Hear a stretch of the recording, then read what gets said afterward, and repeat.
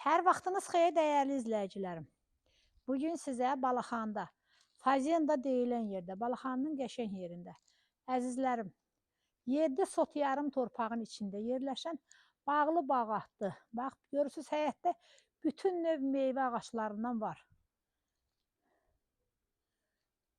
Evimiz əzizlərim, ümumi 8 otaqdır. Necə ki, bu yuxarıda var, eləcə də evin aşağısıdır. Amma fakt 4 otağı yaşayışlıdır. Qalan 4 otaq isə natamam təmirlidir. Kimin ki evli oğlu, ailəsi külfətdirsə, aşağını da təmir edib ev eləyə bilər.